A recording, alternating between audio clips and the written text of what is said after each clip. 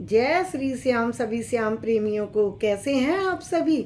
आशा करती हूँ बाके बिहारी जी की कृपा से आप सभी कुशल होंगे।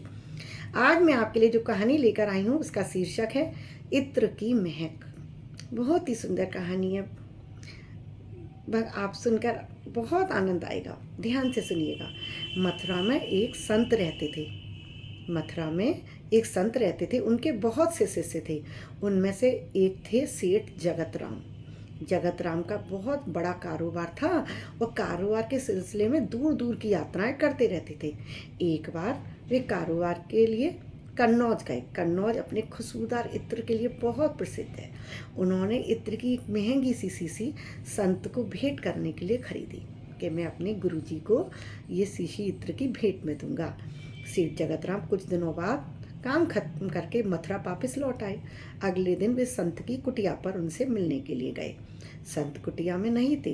पूछा तो जवाब मिला कि यमुना किनारे पर गए हुए हैं स्नान ध्यान करने के लिए। जगत राम घाट की तरफ चल दिए। देखा कि संत घुटनों पानी में खड़े हुए हैं। यमुना जी के जल में घुटने घुटने पानी में खड़े हुए हैं और कुछ कर देख रहे हैं और मुस्कुरा रहे हैं। तेज चाल से वे संत के नज़दीक पहुंच गए।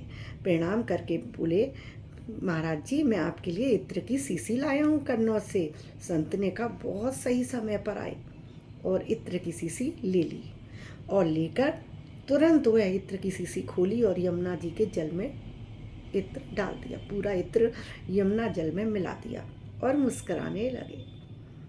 उनकी भाव भंगिमा देखकर ऐसा लग रहा था जैसे कि उनको बड़ी आनंद की अनुभूति हो रही है। लेकिन जगत राम इस दृश्य को देखकर बहुत उदास हो गया, क्योंकि वो तो अपने गुरुजी के लिए इत्र लेकर आया था और गुरुजी ने उस इत्र की शीशी को, इतनी महंगी इत्र की शीशी को, यमुना जल में मिला दिया। उसे ये सब अच्छा नहीं लगा। गुरुजी ने एक बार सूंघा भी नहीं, एक बार अपने तन पर लगाया भी नहीं, बार बार यही सोच रहा था।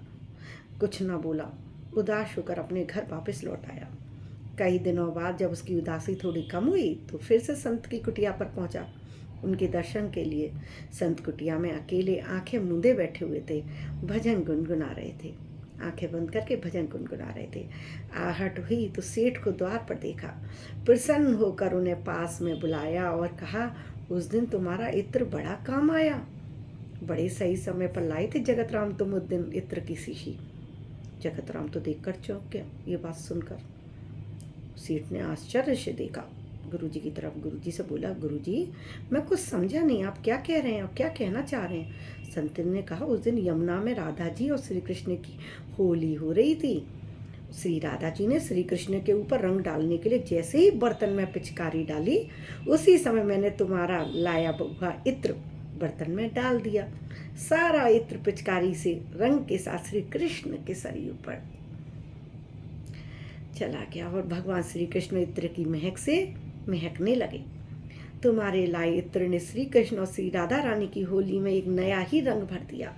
तुम्हारी वजह से मुझे श्री कृष्ण और राधा रानी की बहुत कृपा प्राप्त हुई। सेठ जगत राम आंखें फाड़े संत को देखते रहे। उनके तो कुछ समझ में ही नहीं आ रहा था कि गुरुजी महाराज कह क्या रहे। संत ने सेठ की आंखों में जब अविश्वास देखा तो कहा, शायद तुम्हें मेरी कही बात पर विश्वास नहीं हो रहा। जाओ, मथुरा के सभी श्री कृष्ण मंदिरों में जाओ और आकर फिर मुझे बताना तुम्हें क्या एहसास हुआ। सेठ जगत राम मथुरा में स्थित सभी राधा कृष्ण के मंदिर में गए और उन्हें सभी राधा कृष्ण के मंदिरों में मूर्तियों के पास जब भी दर्शन के लिए खड़े हो रहे थे, वो उसी इत्र की महक आ रही थी। वही सुंदर खुशबू, वही लोहावनी खुशबू इत्र की आ रही थी। श्री जगत राम का इत्र श्री कृष्ण और राधा रानी ने स्वीकार कर लिया था। वे संत की कुटिया में वापस आए हैं और संत के चरणों में गिर पड़े। सेठ की आंखों में आंसुओं की धार बह निकली और उसे संत जी का अधिकार मालूम हुआ कि गुरुजी ने कैसे करके भगवान को समर्पित किया है। मैं तो केवल गुरुजी से ये चाह रहा था कि वो सूंघे। गुरुजी ने तो भगवान राधा कृष्ण को साक्षात इत्र समर्पित कर दिया। संत की आंखें भी प्रभु श्री कृष्ण की याद में गीली हो गई। इसलिए सदैव याद रखना चाहिए कि संत महात्मा भले ही हमारे जैसे दिखते हैं, लेकिन वे हर वक्त ईश्वर में मन लगाए रहते हैं। हम जैसों के लिए यह अधिकार तब प्राप्त होगा जब हमारी भक्ति बढ़ेगी, नाम सुमरन बढ़ेगा, नाम जाप करेंगे तू सुमिरन करे राधे राधे, तेरे कष्ट सभी मिट जाएंगे। राधा के पीछे श्याम स्वयं तेरे दर पे दौड़े आएंगे।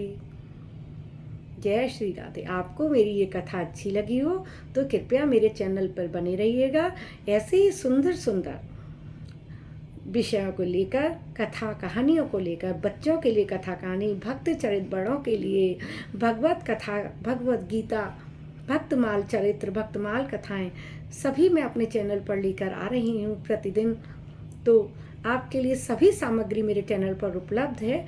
आप मेरे चैनल पर बने रहिएगा और मेरे चैनल को लाइक और सब्सक्राइब जरूर कीजिएगा, जिससे कि मेरा भी हौसला बढ़े। अभी के लिए विदा लेती हूँ। राधे राधे।